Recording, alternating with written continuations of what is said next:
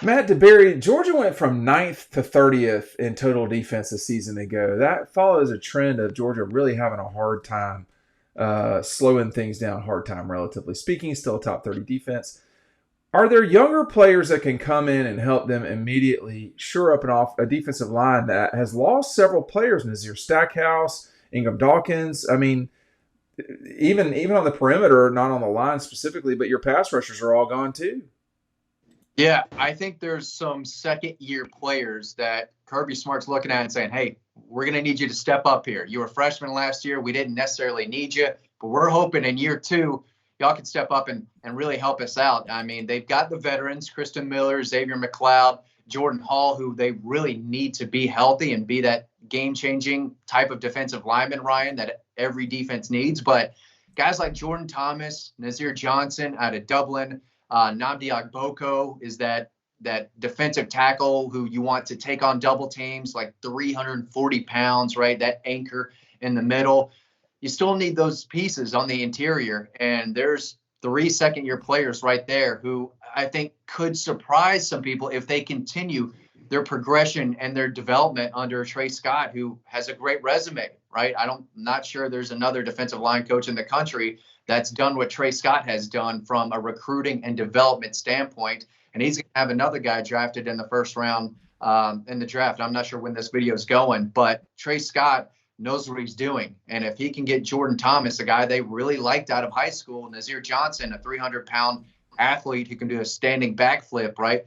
These are big athletes who are still learning the position. And if they can continue to learn and progress, I think those guys, Ryan, could really surprise some people in year two because they need guys to step up. Yeah, it's. I mean, when you look at inexperience across the board on the team, the defensive line and the edge rushers are probably their 2 least experienced groups. You can argue quarterback is up there as well when you think about how Gunner's only played a couple of games, but it's a position room that has dominated for them in the past and is a big piece of the puzzle for why they were so good for the last few years. It's a group that got a little worse last season, and now they're kind of completely resetting because the only guy that's played significant snaps, I think, and I don't even know if you could say significant on their defensive line, is Christian Miller. Jordan Hall has been in and out of the lineup. The other guys straight up just have barely played, so they don't have a lot there. You wonder if those guys that are all pretty much redshirt freshmen this upcoming year, like Matt was talking about, you wonder if some of the true freshmen crack the lineup, if they're talented enough to where you just can't keep them off the field. We talked before we started recording, is Elijah Griffin going to be a big player in this? Is Isaiah Gibson going to fight for time? When Matt and I were on the field before G-Day started, we were walking back to get underneath the tunnel, and it was all the players that were dressed out, but they weren't playing. They were injured. They're all stretching and doing their own thing. We walked by Darren Icanagbon, and he looked like the Predator, right? Just the eye test, just looking at him walk, he looked like a freak, right? Those guys are physically really impressive, the true freshmen. You wonder if their talent will get them onto the field. Okay, Ryan, how many times has Georgia had a defense not ranked in the top 16 nationally? And under Kirby? Under Kirby Smart's 9 years. I would say twice. Was it last year and the first year? Matt DeBerry, you're I was going to say that probably the same thing. Yeah, maybe the first year and last year. Yeah, so it's happened once. You're right on it where you sandwich these things. I said top 16. They were 16th in 2016. They were 30th last year. You know what they were the 3 years before that? They were 9th, and 2nd. You wonder why they won 40. What did they go? 40. What did they go? Like 40 something and 2? Yeah. Something crazy. Yeah. So it was because they were number 2, number 9, and number 9 in the country in total defense. In 2019, they were exceptional as well. They were number 3. These are really good. So Georgia, Kirby Smart knows how to do this. The other thing is Georgia's never had under Kirby a back-to-back season where one of the seasons wasn't a top 10 year.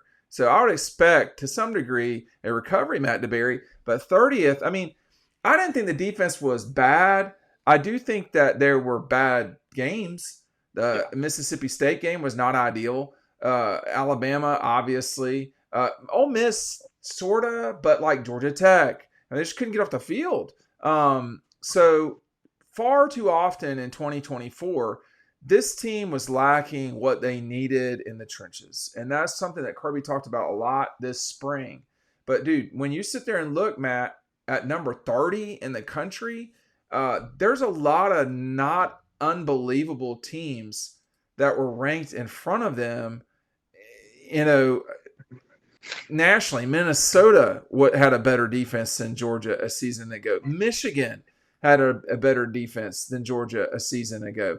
Iowa, who can't do anything. Oklahoma, Nebraska. These were all teams that were bad teams. Some of them with losing records. Houston had a better total defense than Georgia a season ago. Not good. And that's, and who was number one? Ohio State.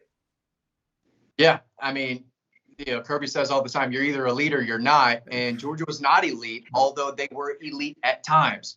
Texas will tell you, hey, that Georgia Bulldog defense was elite. I think Notre Dame would say, hey, that Georgia Bulldog defense was really, really good. So on and so on. Clemson would probably say the same thing, right? So, again, consistency is what they need to be better at all across the roster, all across the position groups, including the defense. And we're talking about how they need to improve in a big way while they're losing the best linebacker in college football, a multi-year starter at safety, a multi-year starter on the edge, Michael Williams, along with Ty Ingram Dawkins and Nazir Stackhouse, so on and so on. Chaz Chambliss, Dan Jackson. They're replacing a lot of guys, and you look and say, well, they've got to be a lot better. They were 30th. They've got to get a lot better, and they're replacing a ton of guys. So it's a big challenge for Kirby Smart, but if anyone's up for it, it's him, Glenn Schumann, Trey Scott, etc. Yeah, I mean, it's kind of weird when you name all of those guys and then talk about how they were 30th in total defense last year. Completely.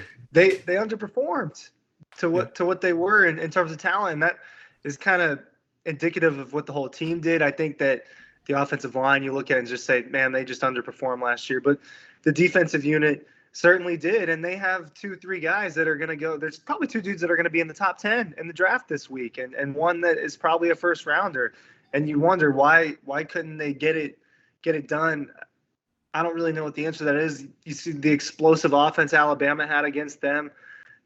Georgia Tech exploded on them. There was just a few games where they just allowed more points than you're used to these teams seeing.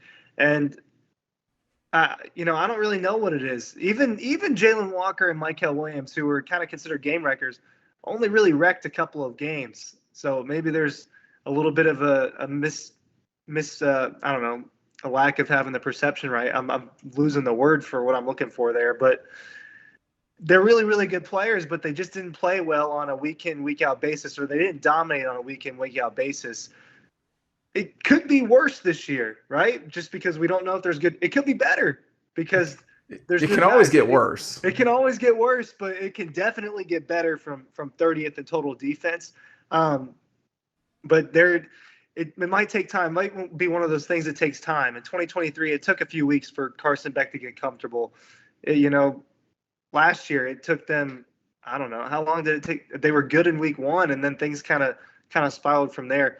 I think that with a younger, inexperienced defense, it might not look great immediately, but that linebacker room is really good. I think that they have some pretty good players in the secondary, but the defensive line is honestly a mystery. And what we saw this spring might not be what we see in fall and what we see when that first game at the end of August rolls around in terms of who are going to be their actual guys. I mean, they've got summer workouts and fall camp to see if any of these freshmen are actually going to crack time or if injuries. I mean, it's an injury-prone group as well at Jordan Hall. Yeah, that was a challenge for them, generally speaking. I will say, the schedule, when you take a step back, you got Tennessee and Alabama in back-to-back games, not back-to-back weeks. So that looks tricky. But Tennessee's going to be breaking in a brand new quarterback. So there's that challenge for them. Alabama's in Athens. You do have to go to Tennessee. They have to go to Auburn. This is a challenging enough schedule, but it's not going to Oxford, Ole Miss, Alabama, and Texas a season ago, and then you go to Jacksonville and all of the rigor. Last year's schedule really was tough in a way that I don't know.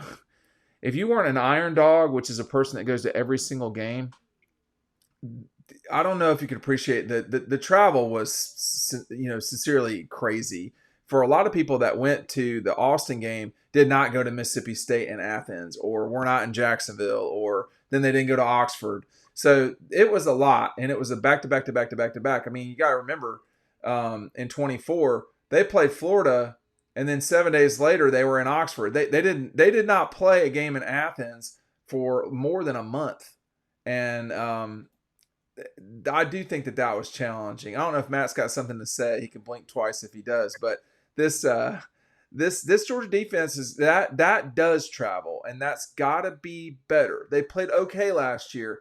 Okay, it's not going to get it done for this team that's probably a little bit got some growing pains. The schedule sets up for them. We'll see how it goes. Thanks for watching.